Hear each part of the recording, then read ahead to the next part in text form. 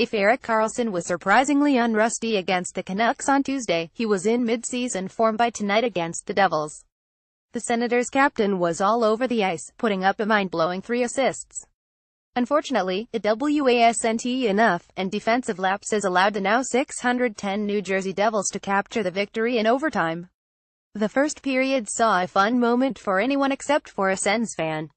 First overall pick Nico Hischier tallied the first goal of his young NHL career. He would score the second just 2 minutes later.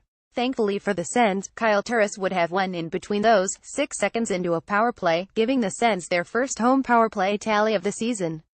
The second period was all Ottawa. The first goal went to Derek Brassard, who got just enough of a gorgeous Bobby Ryan pass to put it past Corey Schneider.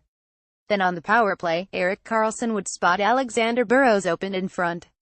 Burrows was stopped on his first attempt to shovel it in, but got his own rebound and forced it through, giving him 200 goals in his career.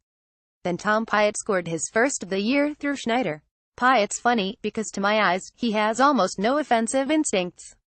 And yet he seems to score a goal every 10 games like clockwork. Mark your calendars for a month from now, he's going to score again. The Sens had a few more chances to score in the second, but failed to put the game away, which made me nervous heading into the third. Keith Kinkaid also came in relief of Schneider to start the third. Apparently I was right to be nervous. First, Kyle Palmieri brought the Devils back within just 5 minutes into the period. Then with 5 minutes left, Marcus Johansson tied things up, and suddenly the game was headed to overtime. OT would last just over a minute, until John Moran did it with a rush from his own end. The Sens were caught on a change. Cody Ceci was torn about whether to cover more or the pass, since Pyatt off the bench was a little behind the play. In the end, no one challenged Moore, and he beat Craig Anderson with a shot the Sens goalie may have wanted back. Some were bitter about a Pageau-Piachetschi combo in OT, but I kind of get it. Ceci has offensive instincts, and his weaknesses like clearing the net aren't as important in a 3-on-3 scenario. Pageau has deceptive abilities, and Pyatt was the hot hand after scoring a goal. Boucher played a hunch, it didn't work, and the Sens lost in OT. Notable performances: Erik Karlsson had 3 assists and played 2,708. Think he's healthy again. Zach Smith left the game with an upper body injury after playing just 9 minutes. No update yet on his status going forward.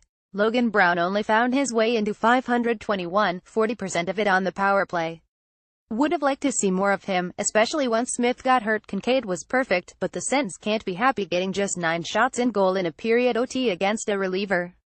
You gotta test a goalie who hasn't had time to shake off the rust.